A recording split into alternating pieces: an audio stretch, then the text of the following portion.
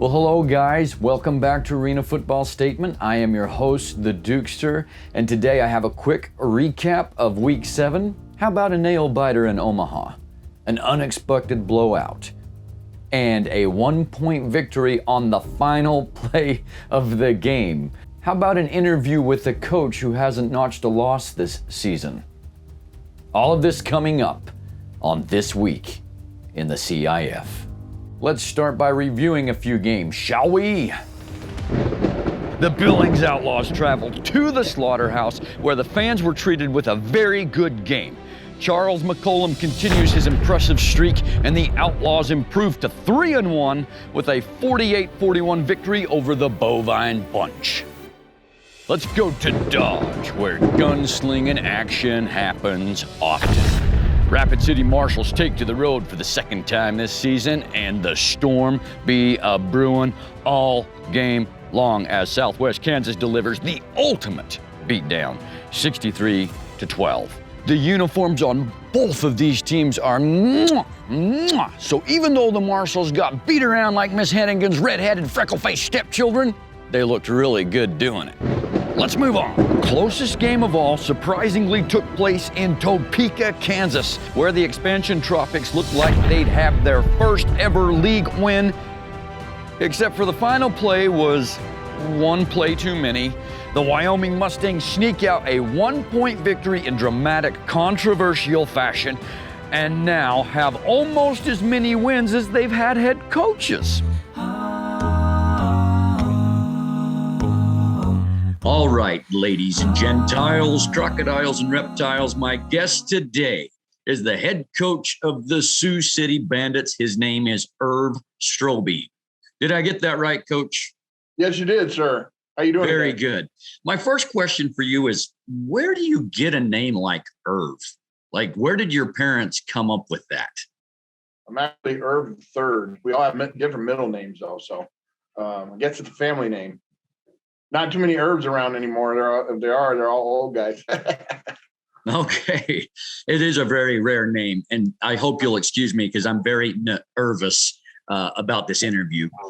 But first question for you, considering you guys are sitting up 4-0, you're welcoming the champion Omaha Beef into town this weekend. Have you ever been undefeated this late in the season? Yeah, we have actually. It's been a while, so it's kind of a nice feeling. Would you consider the Omaha Beef Sioux City Bandits like a heated rivalry? Yeah, I mean, I've been a part of this organization for 22 years, and going back to my playing days in the old Omaha Civic, there have been some knockdown, drag-out fights between the two, and all the games, they go down to the wire. I was telling our guys last night, last year we won a championship was 2015, so it's been a while. And I think Omaha, that was one of their down years, and they only had one win that year. And you know who it was against? It was against the Sioux City Bandits. So wow. we went on to win the championship that year, but it didn't matter during a regular season. So it's a classic rivalry game. Throw out all the records, throw out all the stats, throw out everything you think about this. It's going to be a good game, so you better get there. Very good to hear. Let's talk about your organization for a bit. I understand you've worked for the Sioux City Bandits for quite some time. Did you play as well? Yeah, I played for 9 years from 2000 to 2008. Then I was an assistant coach for a few years and have been the head coach since 2012. So been a part of it since the inception when it was called the Sioux City Attack in the old IFL. So I've been around a while. Wow. Well, so you're pretty attached to the organization then. I'm originally from Sioux City. Been a part of this since a year post-college. Was one of the first 10 players signed to a contract with the old organization, the Sioux City Attack. And it's been a blessing to be a part of this for 22 years or whatever it is now. That's awesome. So recently, the organization donated $7,500 to a children's hospital. What does it mean to you to work for an organization that's that involved in the community? These guys this year are doing a great great job. In the past couple of years with COVID, we haven't been able to get out in the schools and get out in the hospitals and do the kind of things that, traditionally the Sioux City Bandits have always done. So it's really nice to be able to get back and start doing those things. And I think it helps our crowds. It helps community involvement. It helps people, care about us because we're showing that we care about them. So it was exciting to see those guys go present that check yesterday. Our marketing director, Brett's been doing a great job this year with all that sharing with the community and the indoor football community on social media.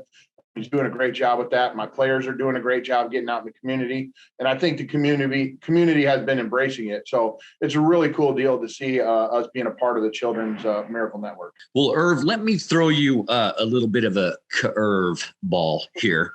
I don't want to make it too obvious, but I'm a huge Sioux City Bandits fan. And I just wanted to ask you, like playing the champion Omaha Beef, would you say you're more excited or more nervous? I would say I'm more excited, definitely. I don't typically get too nervous anymore. It's more excitement. These games are awesome to be a part of. Your ball that you're holding is very ugly right now. Just so you can, I'll get that on the record. Sorry. There you go. There we go. But I respect the heck out of Ricky and the organization. Marvin, we're good buddies off the field. He was texting me this morning, about the time frame that we gave him and all that. We're joking back and forth. But when the chips are down and the game's going, throughout those 60 minutes, it's a heated rivalry. After the game, we're going to shake hands and be friends again, and maybe I'll even buy him a Bandits beer on the way home. But these are the games that we still are. I personally, and I think my staff and players, this is why we do this. They're not making millions of dollars to do this. So anytime you have a rivalry like the Beef, those stupid, ugly orange, red or orange and black jerseys are going to come up here ringing their cowbells. We appreciate their fans coming to Sioux City and spending money in our concession stands, all that good stuff.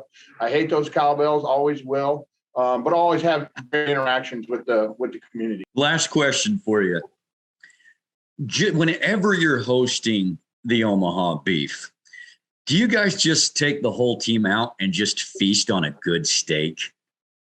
Well, we're hoping definitely prime rib is for dinner Saturday night, hope that, they're going to be serving it up. That's great. That's great. Well, either way, it's going to be a great matchup. I mean, these two teams have a long history together and doing quite well this year so far. So what would you say will be the outcome of this Saturday's game? Well, if history repeats itself, this is, I talked to the guys again about this at practice last night. We got to defend our home turf. It's always tough to go into an Omaha or a Sioux City or Salina for that matter and take a win from the opponent. So I love the fact that we are playing at home this week. I hope that gives us an advantage. But again, they've beaten us here. We've beaten them in Omaha. So my players and the staff just have to come ready to play and coach their butts off this week. And again, throw all the expectations out. These games come down to crazy outcomes in the end. So if you're not sitting in the stands and, when the clock reads 0-0-0, you're probably missing a good game. Well, folks, his name is Erv Strohbeen, the head coach of the Sioux City Bandits. Get your tickets in Sioux City, Iowa, as they host the champion Omaha Beef. It's going to be a fun game to watch, folks. Coach, thank you so much for taking the time. Hey, I appreciate you having me on. You're doing a great job. Thank you, and good luck Saturday. Thank you, sir. Let's move on to the previews of this weekend. We'll begin in Dodge City with the Southwest Kansas Storm hosting the winless Topeka Tropics. The good news for the Tropics is they lost by only 1 point, which means I get to stop predicting they'll win by 2. Heading up north from there, we have the Wyoming Mustangs hosting the Billings Outlaws as neighboring states battle for Western supremacy. Billings is on a 3-game win streak, and among their victims are the 2 teams that played in last year's Champions Bowl. Mustangs back in the losing column. In Salina, Kansas, liberty has been restored because marshals are bringing law and order. Or are they? So far, they've looked pretty ugly in the state of Kansas, and the Liberty are well rested and out for blood. I believe it to be no contest here as Salina lets out some frustration. Last, we go to what I think will be the game of the week in Sioux City, where the undefeated Bandits host the champion Omaha Beef. There's no doubt this will be a fun contest, but Sioux City's bye week may have given them the rest they need to stay undefeated. And that wraps up my previews for Week 8. Get your tickets, bring some friends. Playoff contention is heating up in the CIF. So if you can't make it to a game, here's some good news. If you go to the Champions Indoor Football channel, you can watch them live on YouTube. And you don't want to miss this, because what you're going to see is probably a storm in the tropics, marshals struggling for their liberty, bandits corralling beef, and outlaws breaking mustangs.